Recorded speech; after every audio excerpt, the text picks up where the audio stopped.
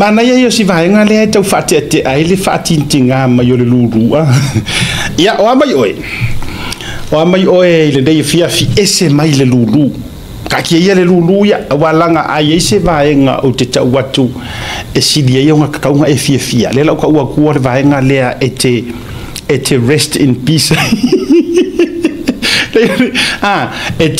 e fafile mu i lo ma fau to put your mind at ease pe le o le mangu malo a o le nganga e fai makokongi e le lulu wala pe ke le mangu malo pe le kau i lau le fa moe pe le sau se fai longa fa mai le kala sa pakuka pe le fua mai le vinge pe le fua mai le maki o le olive pe le ai se mamoe le la fuma moe o le povi le fare povi e tu maua lo oli ma lo fia i leri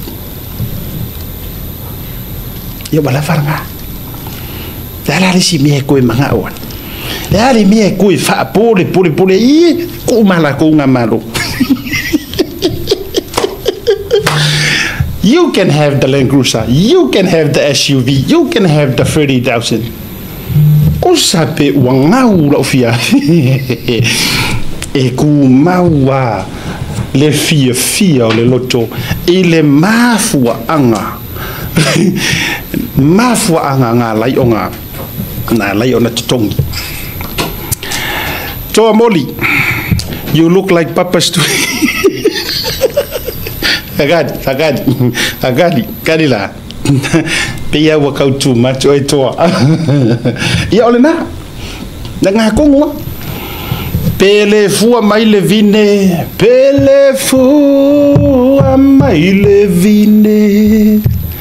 Le mati le olive. Fa o matia. Ia le nga. Po a umanga mea ele kai asu ia lo fia o le nganga na te mana o nganga umaita doia e le fa manu ina lulu pe mo so failonga pe le moa o le nganga tonu lava na mafuai ona totongi lau pepa o lo fia so swani e tusa male tatou lulu ya o dai vaenga na te mana o fa no fo file mu ma fa ngo fo mali ai wala ngo ko nga me fa pegi so le e a wa inga makua ele nga ka no chicken was shaking o no mo ai o lo heart e o lo fa e kaka vali ya io na tonu o vaenga fa pende lenga fa maile tala fionga le tua ole manao ai le talia po ole manaonga ai te ena elololo aivi ya elololo aivi e vai ai le loko e ila le sikanga ka o makua leva na matua siva tau fai whakarikaringa ka elo le whakarikaringa ka fui lele o langa malo le na whaataritari Yesu pētu tusa ma lo whakarikaringa o le ka kōruru renga whaingi ai ka koe aua lana I whai ma vaenga e lo fi ai lo mafau fau ia ini vaenga e ono mai ai kere manga umai uka ko mai holo woso ni heart attack mangi lungs attack mangi mangi brain attack ingi ko inga me yo ya le na alo la valdato wafia malo fo I wo ma pa anga mai ia le ono sai le nei vanga le fiafi singa update mo le taimi tongi atu longa tatu update le fa mo bole lava Oscar o le fainga luenga le tatu producer ya misa o matua yalu le misa fa tali le lulu falling mai o ia le stanga talena no fo tatusi no tamiti ipipa talo fatu lo va se lua e fo ringa mai o lo fa fia pe fa no noa ina mo se la ki tatu lulu le taua papa o ngo malo o meio ma fa ngai furia in dreams yes it's free okay o fifia o lo ma fa pe ke malo e ko a fo ya ka vale e fa malo fa ya la ko e ko ri ko pudin na ya la wala kila rule malo Hannah, how's your day? Good, thank you. Fatu to everyone watching today. Good day today, busy day. I'm a bit sick, but I'm still alive. Yeah. Sick but still alive. Yeah. Ele manatu te lo sa na mai ka lulu pe sa mai moi de le ya so lulu pe so ni benga mo lo le ko su la fe ya ko ku mo le sa to ni sina ya pa pero ya ku ya poi la ba malo yo ngala aba pi male malo ni sila New Zealand le so la male Land Cruiser so a person here from us here in Auckland won the Land Cruiser. Yes. Congratulations, whoever that is. Thank you. Yeah. America, tele loa po America Samoa po se umatoe vi foi lunga ele sunga ya Oscar. Ole mana ole me mali lo te vai to tulo lo foi ta ina tanga tanga te Samoa. So le au ke vai kunga. Ole matua tele o manu malo o mai main prices o le sau fafo. That's all. O Michele le sei ngolulu ngeso. Le to. Ya como foi le foi le mole. Mo ka le bon price. Para la fa ka kali pe ko le simere la saula mo ngai pe a. E que eu ka o le pe fa mama ya la ko le price. Ole ma fu aga ngare fa le lulu o le fif so so ngi. Yeah. Il fa psingo ngare fa ngi ya ko ngare fa ma ka ma baile. Ma fu ki o se sibo. Ola fa malo sina la matanga. La fa malo si awa nali a tau te ro tau mai wa uma no uta mo fai fo no to te. Io. No ave ai le tusi sa pakuka. Yeah. Fa mai tala le perfetta pe le fu mai le vine. Po le mati po le olive. Pe le ai fo se ma moe le la fu ma moe po se povi le fare povi. E ku mawalo fia ile li. Mai. Lo no winga. Pe le kali mai le lungu. Pe ngaula ka kupi po ole alava paule me fia sa failo ka ko sao ile purpose tonu lava ina ia Saili Le Amiotonu le ko si la tua wa lua nga le seleni te tongi ai ya loia ya ma fa nga solo ai cases ole price sili la le la ka ua te lo fe ia ile atu mana so the automate price of tato raffle ole mau le amioko Mang malo. Malo lo ka ko malo uma. There you go. Ka wa kala ngai lo. E siria kula le ngatu no ele fa pe fale au ngai na ma e kauro ile kingi ma fa alia la nga Amiotonu ma manu malo. Ya. Ma ka ko la ile pe wa lu au ngala u ko wa fela u fa fela u di mafi. Io ina voi landa fa perori lo to ka se keli lo sa se dingo le Amiotonu. Ya, amana ya wai fi singa o bedenga ni fa fi singa o bedenga e pe ko lo ku sinfa ka o so no foi mure ko nge ku se singa a como ga fa ko se furu de ga ba pike ya fa fe kai ke lo o le mo me confirmations o le winner o le Land Cruiser or tattoo fast one of our main fast supporters in Auckland. Oh yeah, Maro. My, do we have his name? Ole wa ya wa la be fai lo. De ke de ma ka kili. Yes, la ngale wa medi ma ya set up please. Le me fai ngo vai Land Cruiser. Everyone will show up, yes. Ale wa ya te a ule ngo a week of your ya.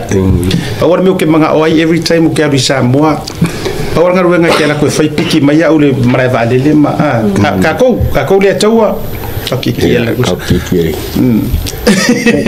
fai pole ku fai ka bala ka ku yoe o le man malo titia mauro ko nga ko so fa yoe ka fa mara ka vai famol mole be on free rental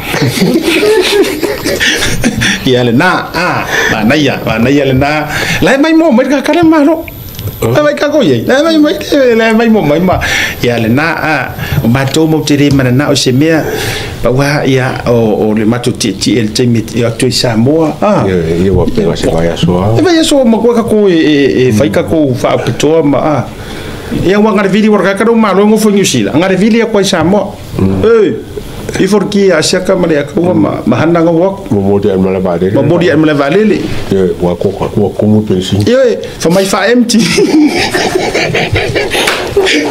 Amai ma kwa fa empty ya tawa inga ya ru yon mala valele afika dia ra wadi inga mo fa kumu ma kar fa ya hana no inga fa kumu han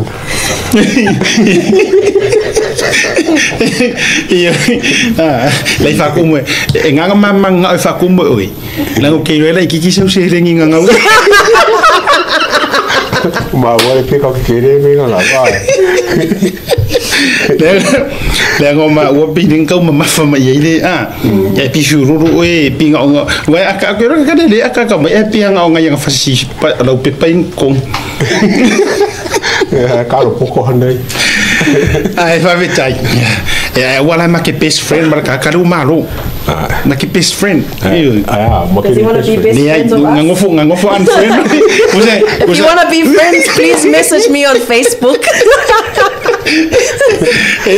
que non me ngale le ngofia fia usa lu ke va ma ke best top friend that's what you call it ma ke top friend expert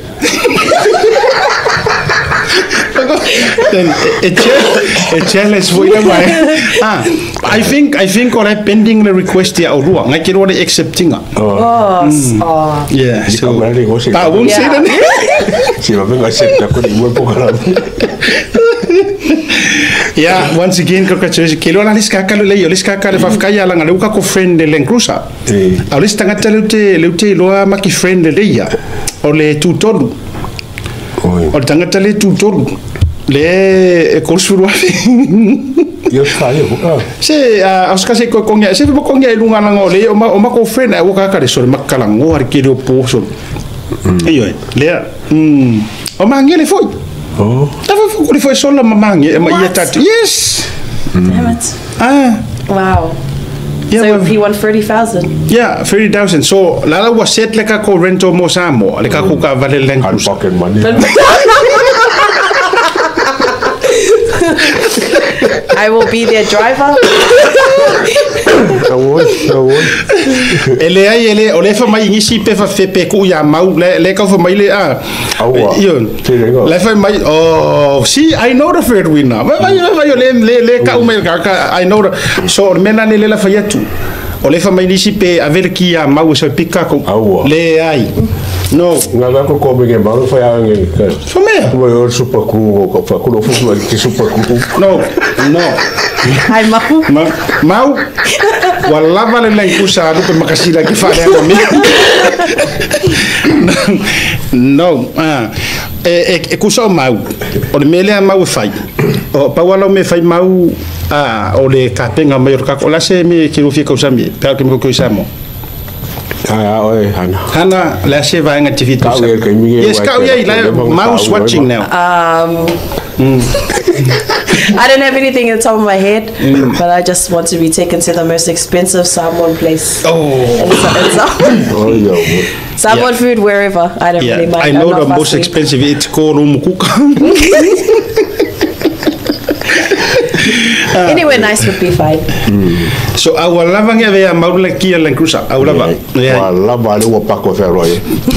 O le time ile nga asila ado maxila. Kasi nga de kasi. If you don't follow ya mau e fala ye kau usinga fa pa mu ba o ma sai mau le le ka. An ko ro mo kasi ro mo kwa de ka me ba. E keiro e pesta ila kamo natu. Teololo. Mai natu ko keo. Ko keo. Ave. Langa kaung ka ko fa langa mangkolang ko sa tapo kep. E kaulang ka ko fa. Ke lola. Ave ka vale la na. Chauffeur nga. Ave ka vale natu. Yeah, chauffeur. Fake fish of Ehana. In the front. Oh. Shotgun. I take shotgun. Yeah. Lumala natu mana. Yeah. Oh. Dia la usah fai ko natu. Okay. Oh, le. Le arkelin. Le. Kod vara. Pele kasit. Ya. Ya le na. So natu ko ke sa mo. Natu sa ngi me ko ke lo mo ka corrento mo kingo. To le ale la ko ke fie lo ke lor ka ka de maro ko surofi. E ma fai ala ngo musu ya o lua le ngo le suafa ka ka o maro le ilankusa. But our course please suppress because it's a court order. Oh. It's a court order. Okay. I must suppress. Kau dia kira. Bese court order. Ya, ona itala mali walta to lulu. Ai mori la fa mamas ka ko pagpaki mor ka komiki. Yo tele lio morfongaino le yaso malor fatotoa ilau talinga le lio litu la vea lio fato malama ngata leo le tai lau fionga fe puleai se manu vai matasua malo faiva malo fato fala inga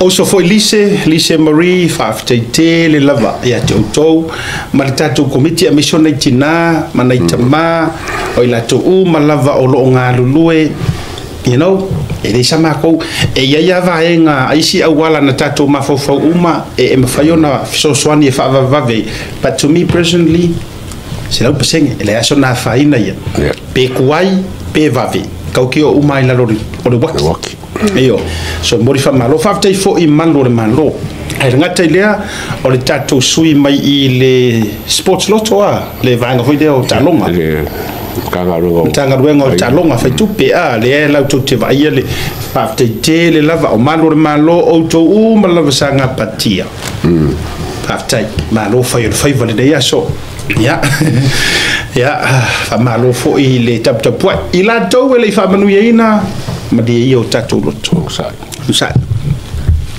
ya olena